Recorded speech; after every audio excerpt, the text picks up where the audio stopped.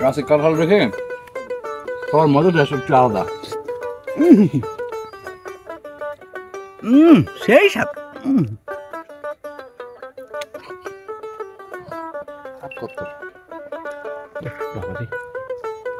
অনেক কাঁঠালের মানটা খুব চমৎকার। তেল দিব না তেলে বাইতে আমনগো বাড়ি কাঁঠাল খাইছি, উপকার করছি আমনগো, মানে হাতে কষ পড়ছে কিন্তু কাটা উপরে দেখে বোঝা গেছে মতো ভালো না। না আমি কি আরেকটা করবো, নিবেন আরেকটু নিবেন? এটা যে ডেম ঠে ভাই এই পাশে আছে, পরে আর কোষ নাই, এটুকু আর কোষ নাই। আমরা এইদিকে ট্রাই করে দেখি। নাই নাই নাই নাই আর নাই, ট্রাই করে লাভ নাই। আমরা ট্রাই করব ভাই। এই যে ভাই শেষ পর্যন্ত লড়ে যাবো তো। এই কোষ খুব গুরুত্বপূর্ণ কোষ তো এটা। এটা হচ্ছে এটা কুঠার মতো, যে মাছের যেরকম পেটে থাকে না ভাই, কুঠার এরকম আর কি। ভাই এটা কোন কুটার কথা বলেন? এটা তো মিষ্টি বেশি। হ্যাঁ অবশ্যই, এটা মিষ্টি কুঠা। এটা মিষ্টি কুটা আর কি।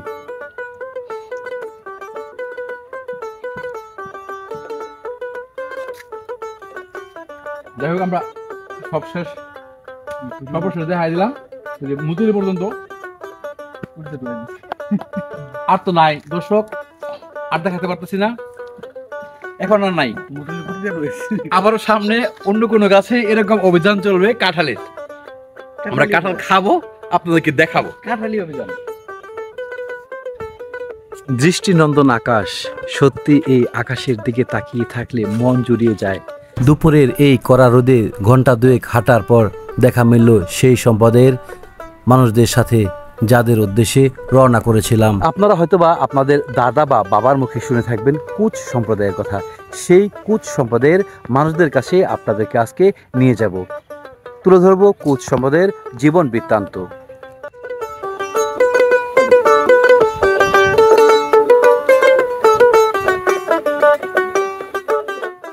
প্রচণ্ড রোদ, সেই রোদের মাঝে হেঁটে হেঁটে সরু রাস্তা বেয়ে আমি সামনের দিকে এগিয়ে যাচ্ছি।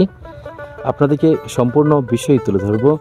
এই বন জঙ্গলার মাঝে মানুষ যে বসবাস করছে, সেই বসবাস করার দৃশ্য, উপজাতি যারা আছে তাদের দৃশ্য, সকল কিছুই আপনাদের কাছে ভিডিওর মাধ্যমে তুলে ধরছি। অনেক মাঠ ঘাট পাড়ি দিয়ে সামনে দেখা মিলল বাঁশের সাঁকো। এই বাঁশের সাঁকোর ওপারেই কুচ সম্প্রদায়ের বসবাস। কিছুই আর করার নেই, এই বাঁশের সাঁকো পাড়ি দিয়ে আমাকে যেতে হবে কুচ সম্প্রদায়ের বাড়িতে। বাবু বসেন। বাবু তাহলে আপনার নাম? মনিন্দ্র। আর নিমাশালা গ্রামের শেষ বাড়িটা হচ্ছে আপনার। দীর্ঘদিন যাবত এখানে বসবাস করছেন, কিন্তু সারা বাংলাদেশে তো এমন কোনো বাড়ি নাই যে বাড়িতে বিদ্যুৎ নাই। আপনাদের বাড়িতে তাহলে বিদ্যুৎ নাই, বিদ্যুৎ ছাড়া থাকতেছেন এত বছর যাবত? কি করা, টাকা নাই, আনতে গেলে টাকা লাগে। এত গরমে এভাবে হচ্ছে রাত্রি যাপন করছেন? বাইরে কিছু বইয়া থাকে, বাতাস বাতাস আসলে, ঠান্ডা বাতাস আসলে পরে ঘরে একটু আরাম করে ঘুমাই। আমি তো যে সারাদিন এইভাবে ঘুরি। আপনি কোথায় পড়ছেন এটা? নিমাই চলা শেষ মাথা, উত্তর বলে যা শেষ মাথা। আপনি যেখানে বসে আছেন, আপনি যেখানে, এটাই হচ্ছে সীমানা, এই সীমানায় অবস্থান করছেন। বিদ্যুৎ ছাড়া আপনি থাকতেছেন, সরকারের কাছে আপনি কি চান? বিদ্যুৎটা কি? আমি বিদ্যুৎ চাই সরকারের কাছে, যে আমার গরিব মনে করে দেয়। আমিও বলবো এরকম অসহায় একজন মানুষের ঘরে বিদ্যুৎ আসুক, বিদ্যুতের আলোয় আলোকিত হোক এই পরিবার। বন্ধুরা, বর্তমান সময়ে এসে এরকম একজন কুচ সম্প্রদায়ের মানুষের সাথে দেখা হবে সত্যি আমি ভাবতে পারিনি। ধন্যবাদ জানাচ্ছি আমার ভাতিজা এমডি আনোয়ার হোসেনকে, এবং আমার যে উদ্যোক্তা ছিল আজকে এই সফরের এমডি মাজাহারুল কবির ভাই, ওনাকে অসংখ্য ধন্যবাদ। আজকে এই ওনার উদ্যোগের কারণে আজকে এই সম্প্রদায়ের বাড়িতে আসা, এই কুচ ভাইয়ের সাথে দেখা হলো। আমি কখনো কুচ সম্প্রদায়ের মানুষকে সচক্ষে এইভাবে কাছ থেকে দেখিনি, দেখে খুব ভালো লাগলো এবং তাদের সাথে কথা বললাম। তারা খুবই আপ্যায়ন প্রিয়। কুচ সম্প্রদায়ের যে মানুষজন এখানে বসবাস করছে তারা কিছু অবহেলিত অবস্থায় আছে, সেই অবহেলিত অবস্থা থেকে যেন ওরা পরিত্রাণ পায়, সেজন্য সরকারের হস্তক্ষেপ কামনা করছি। সেই সাথে হ্যাঁ হ্যাঁ আপনি ঠিকই বলছেন। আসলে মূলত ওনারাই হচ্ছে এই অঞ্চলের আদি অধিবাসী। ওনাদের এই সকল জায়গা জমি কুচদেরই ছিল, এবং আমরা যে জায়গায় বসবাস করছি, আমার দাদা বাড়ি যে জায়গায়, সে দাদাবাড়ির জায়গাগুলো কোচদের কাছ থেকে সরাসরি কেনা, আমি যতটুকু বাবার মুখ থেকে শুনেছি। আমার গায়ে যত দুঃখ সয় বন্ধু আরে কর তোমার মনে যাহালয়, বন্ধু আরে কর তোমার মনে যাহালয়। নিঠুর বন্ধুরে বলেছিলে আমার হবে, মন দিয়াছি এই ভেবে, সাক্ষী কেউ ছিল না সে সময়, ওহো বন্ধুরে। আঁকা বাঁকা মেঠো পথে আমি হেঁটে চললাম গভীর অরণ্যের উদ্দেশ্যে। আপনাদেরকে দেখাবো এই গভীর বন জঙ্গলার ভিতরে মানুষ বসবাস করছে না অন্য কোনো কিছু বসবাস করছে, সব কিছুই তুলে ধরছি ভিডিওর মাধ্যমে। পাশে থাকবেন সেই প্রত্যাশায় রইল আপনাদের প্রতি।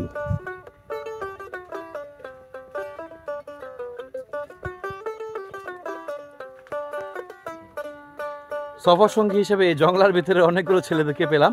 এম সাহিদ আর সোহেল, অনেকেই পেয়ে গেলাম সফর সঙ্গী হিসেবে। তাদেরকে নিয়ে এই গভীর বন জঙ্গলার ভিতরে ঢুকছি।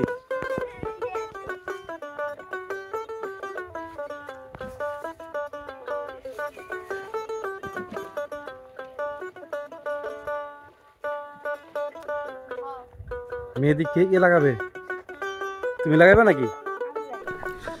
মাটির তৈরি এই নান্দনিক ঘরগুলোর সূচনা করেছিল কোচ সম্প্রদায়ের মানুষেরা। কোচরাই সর্বপ্রথম এই মাটি দিয়ে তৈরি করে ঘর। বর্তমানেও এই মাটির তৈরি ঘরের প্রচলন রয়েছে।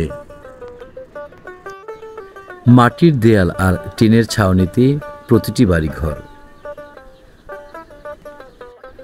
গ্রামীণ জীবন আর শহরের জীবনের মধ্যে রয়েছে অনেক পার্থক্য।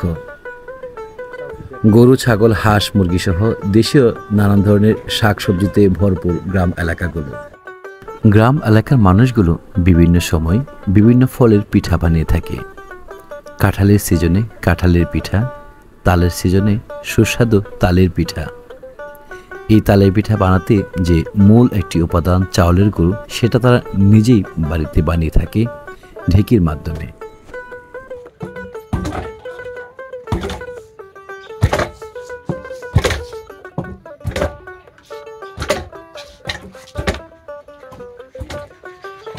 আমি নিজেকে ধন্য মনে করি।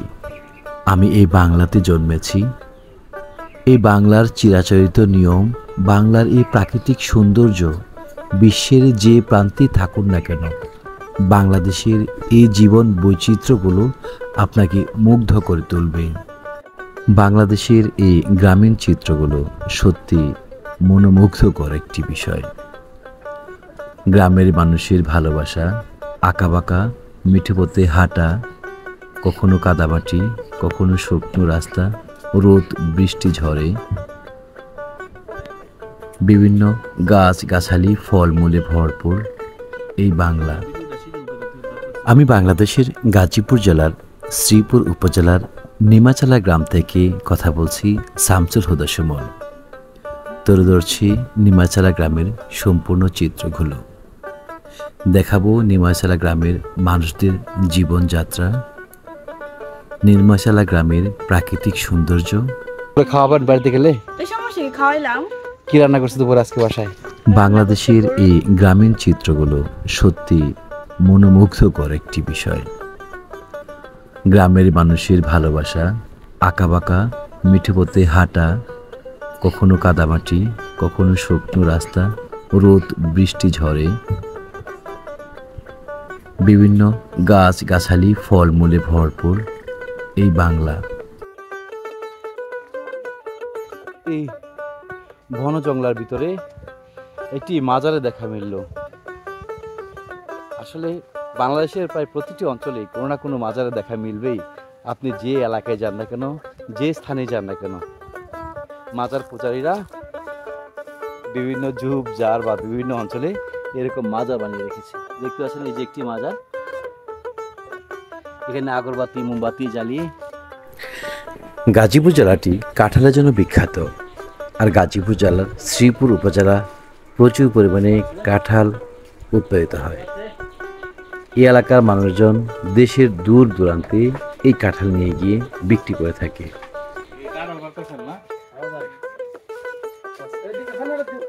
এই কাঁঠাল কোথায় নিয়ে যাবেন ভাই? টঙ্গী? তো রাস্তাঘাট সব বদ্ধ, তাহলে কেমনি নিয়ে যাবেন? আটকায় না? কতগুলো কাঁঠাল নিয়ে যাবেন ঢাকায়? 800।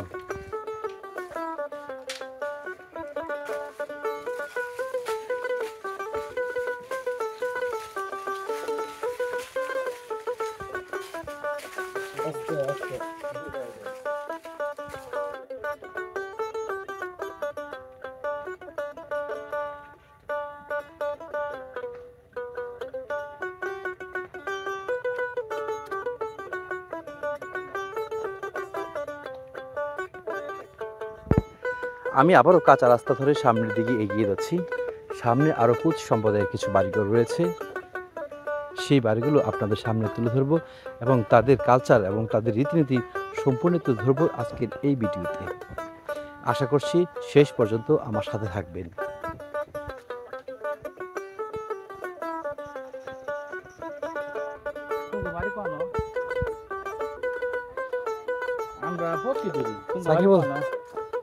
তুমি কি কিনছো বাবা? তুমি মাছ মারতে যাবা?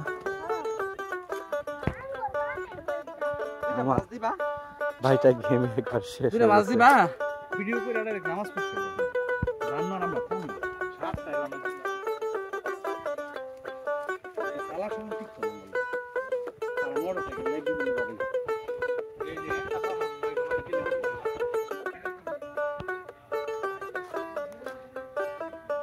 কুচ সম্প্রদায়ের আরেকটি বসতি রয়েছে এই স্থানটিতে।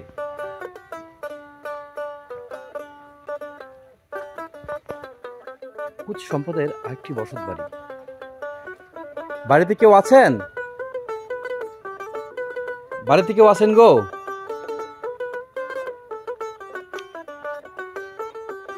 বাড়িতে কারো দেখা না মেলার কারণে আমি আবারও পিছনের দিকে চলে যাচ্ছি। কুচ সম্প্রদায়ের মানুষ সবসময় পরিশ্রমী হয়ে থাকে। তারা বেশিরভাগ সময় মাঠে এবং বিভিন্ন জায়গায় কাজে ব্যস্ত থাকে। তখন সময় এসে তারাও গবাদি পশু পালন করে বিভিন্ন ধরনের যে সাংসারিক যে কাজগুলো আছে, বিভিন্ন ধরনের কাজে তারা লিপ্ত। কেউ বা শ্রমের কাজে লিপ্ত, কেউ বা গবাদি পশু লালন পালন সহ বিভিন্ন কিছুই করে থাকে। জনবসতি থেকে প্রায় 7 থেকে 8 কিলোমিটার দূরে অবস্থান করছে এই কুচ সম্প্রদায়ের মানুষেরা। ঘন্টার পর ঘন্টা পায়ে হেঁটে এই কুচ সম্প্রদায়ের সন্ধানে আমি যাত্রা শুরু করেছিলাম কাওড়াই থেকে।